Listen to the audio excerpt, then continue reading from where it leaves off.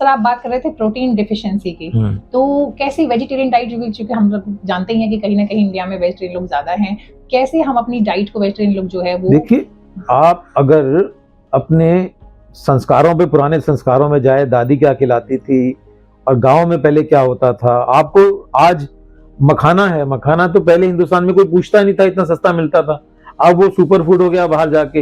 हल्दी हमारे गांव में दादी बोलती थी बीमार है तो गर्म दूध में हल्दी डाल के ले लो, वो अब हल्दी क्या है, लैटे मिलता है बाहर, वो महंगा मिलता है, वो बहुत खुश है। सत्तू का ड्रिंक हाई ऑन प्रोटीन, हम पहले बिहार में गांव में सब जगह सत्तू पीते थे। So there are so many thing within our society also, आपके जो हम जिन चीजों के बारे में भूल चुके थे, मिलेट्स हैं, ज्वार है, ये ऑल्टरनेटिव फूड है जिनकी ग्लाइसेमिक इंडेक्स कम है, वो they are now thanks to the government which is promoting it also that we have found. तो हमें कहीं ना कहीं, देखो आप तो उसी चीजों में ढूंढोगे ना जो आपका डाइट है, उसी डाइट में से प्रोटीन कंटेंट आपको बढ़ाना है कि कैसे बेस्ट, और उसके बाद भी कोई डेफिशिएंट है तो फिर प्रोटीन सप्लीमेंट्स ले सकते हैं।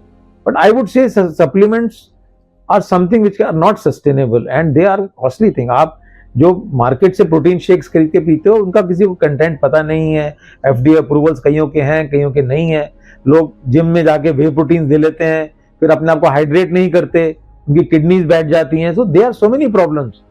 सो I think proteins is something which has to be managed and managed through what I would say is your local diet plus supplementation if it is very required but under medical supervision। जी हम लोग बात कर रहे थे overweight की, अगर wait बहुत ज्यादा हो जाता है या ओबेसिटी हो जाती है तो वहां पर कौन कौन सी बीमारियां हैं जो कि डायरेक्टली लिंक्ड हैं?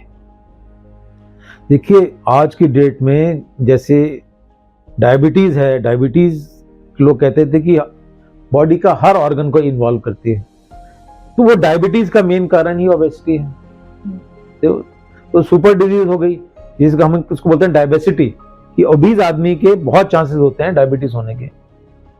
ओबेसिटी डायबिटीज के साथ साथ आप सिर से शुरू कीजिए, ओवरवेट लोग जो होते हैं उनको मेंटल डिसऑर्डर ज्यादा होते हैं, बिहेवियर डिसऑर्डर्स होते हैं, उनके साथ साथ थोड़ा नीचे आएंगे तो हार्ट डिजीज हो जाएंगे, लंग्स पे इफेक्शन होगा बिकॉज उनको ब्रेथलेसनेस होती है, लंग्स बिकम लेस कंप्लायंट, ठीक है। फिर और नीचे जाइए, गॉल ब्लैडर स्टोन्स हो सकते हैं, पैंक्रियास की प्रॉब्लम हो सकती है, सांस लेने में दिक्कत हो सकती है, स्लीप डिसऑर्डर्स हो सकते हैं, हर तरह की मैलिग्नेंसी बढ़ सकती है, जॉइंट्स में प्रॉब्लम हो सकती है, रीढ़ की हड्डी में प्रॉब्लम हो सकती है, पैरों में सोजन आ सकती है, वेरिकोज वेन्स हो सकती हैं, अल्सर्स बन सकते हैं, लेडीज में इनफर्टिलिटी हो सकती है, मेंस्ट्रुअल डिसऑर्डर्स हो सकते हैं, और मैं आपको क्या गिनाऊं, कह सकते हैं कि ऑलमोस्ट सारी बीमारियां। तो कुछ रिसर्च आता है कि कैंसर भी कहीं ना कहीं लिंक्ड है, कुछ मामलों में होता है, एटलीस्ट 8-10 कैंसर है जिनमें प्रूफ है जी बॉडी के अंदर। आप देखेंगे ओवरवेट लोगों को कराएंगे चेक तो कहीं ना कहीं उनका सीआरपी और ये अदर ऐसे कई मार्कर्स हैं, आप देखेंगे वो बढ़े हुए होते हैं। अगर वो इन्फ्लेमेटरी मार्कर्स बढ़े होंगे तो बॉडी के हर पार्ट को इन्फ्लेम करेंगे वो जी, ठीक है। So that is why it is why we are giving so much focus. WHO has said that obesity is like an epidemic now, है ना, it is a disease, it is the mother of all diseases। बिल्कुल, अब चूंकि एक बीमारी है वो इतनी सारी बीमारियों की वजह बन सकती है या बनती है, तो फिर वेट मैनेजमेंट बहुत जरूरी हो जाता है। तो वेट मैनेजमेंट का जो बेटर, अगर हम एक विकल्प आपसे जानना चाहें तो क्या होगा? देखिए मैं let me share with you, मैं एसोचैम, आप बॉडी जानते हैं, चैम्बर ऑफ कॉमर्स, उसके अंदर I am the chairman for the national digital health care task force. तो हम लोगों ने ये बैठ के आइडेंटिफाई किया, जैसे हम पहले आपने सुना होगा prevention is better than cure, तो कहाँ से शुरुआत करनी है? अपने स्कूल से करनी है जी। स्कूल हेल्थ पे फोकस करना है, जो हमारे छोटे बच्चे हैं उन्हीं को सिखाना है कि व्हाट इज गुड हेल्थ। आप चले जाइए जापान, इवन हांगकांग में जाएंगे, सिंगापुर में जाएंगे, आप कई ऐसी, आप स्कैंडिनेवियन कंट्रीज में पहले 10 साल वो बच्चों को पढ़ाई पे जोर नहीं देते, वो गुड हेल्थ पे फोकस करते हैं, अच्छी क्वालिटीज पे फोकस करते हैं, how to be a good citizen, how to eat good food, how to exercise. उन बच्चों को वो सिखाते हैं क्या अच्छा खाना है, कितना खाना है, भागो दौड़ो कूदो नटखट बनो जी जी, ठीक है। हम क्या कर रहे हैं, हम अपने बच्चों को कह रहे हैं कि नहीं तुम 7वीं क्लास से IIT की तैयारी शुरू कर दो, ये करना शुरू कर दो, तुम कंप्यूटर के आगे बैठ के पढ़ो पढ़ो पढ़ो, A+ ले आओ, A2+ ले आओ, अब भागने की जरूरत नहीं है जाने की। तो that is what is happening. तो कहीं फोकस ही नहीं होता है, खासकर बच्चों में तो लगता है कि वो तो बॉर्न ही है जी। देखो the west Europe, west, Germany, every country can have realized the problem of obesity. वो जाग गए हैं और वो कोशिश कर रहे हैं कि कैसे हम ओबेसिटी को कंट्रोल, और हम उनको कॉपी कर रहे हैं। आज से 10 साल पहले तो फास्ट फूड इंडिया में अवेलेबल नहीं था। ये सुपर बर्गर, महा बर्गर, ये बर्गर, वो बर्गर, और 4 लीटर की बोतल उन्होंने बंद कर दी, बैन कर दिया। आज बड़ी बॉटल्स अमेरिका में अवेलेबल नहीं, बट हमारे यहाँ शुरू है। तो कहीं ना कहीं व्हाट आई शुड से, दी जो वेस्ट का जो पर्ज है, पर्ज समझते हैं ना आप, जो उनकी गंदगी है वो हमने उनके साथ साथ उनकी जो अच्छाइयाँ थी, जैसे साइंस थी या इन्वेंशंस थे, वो के साथ साथ उनकी जो बुरी आदतें थी, बेस्ट का वेस्ट कह लीजिए, बुरी आदतें कह लीजिए, वो हमने बहुत जल्दी अपना ली है। और हम रेडी नहीं है उस चीज के लिए। जी, वेट लॉस के साथ एक और इशू है कि कई बार लोग तुरंत रिजल्ट चाहते हैं।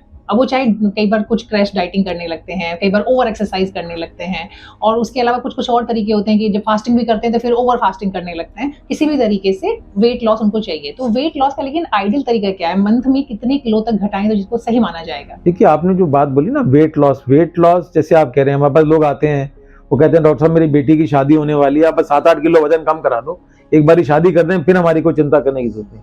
तो या कई हमारे पास आते हैं, लेट से जो हमारे सीरियल में काम करते हैं या जो एक्टर्स एक्ट्रेसेस हैं, वो किसी सीरियल के डायरेक्टर ने बोल दिया कि 5 किलो कम कर लो, कोई कह रहा है 3 किलो वजन बढ़ा दो, ये सब करो। तो ये जो है मतलब sudden weight loss, sudden weight gain, all things are not good. So what I say is, when you aim for a weight loss also, it should be a healthy weight loss. A weight loss should not be giving you negative energy. तो आपको wait target, मेरे हिसाब से आप ideal weight loss होगा 3 से 4 kilo in a month. Again 3 से 4 kilo 200 kilo वाले आदमी के लिए तो कम होगा, बट एक 70 किलो वाले के लिए बहुत अच्छा होगा, एक 60 किलो वाले के लिए और भी कम। तो कहीं ना कहीं आपको ये देखना है कि आप कितना वेट लॉस जरूरी है आपके लिए और कैसे कर सकते हैं आप। तो और दूसरी चीज, आप वो वेट लॉस करने के बाद क्या उसको सस्टेन कर सकते हैं? वो वेट वापस नहीं आना चाहिए, तो उसको साथ साथ अपनी लाइफस्टाइल को भी मॉडिफाई करते रहिए। और कई ऐसे भी लोग हैं जिनके कहीं ना कहीं, जैसे मैं बोलता हूं, कुछ केमिकल लोचा है बॉडी के अंदर, कि वो कितनी भी कोशिश कर लें, कम से कम खा लें, फिर भी उनका वजन कम नहीं होता।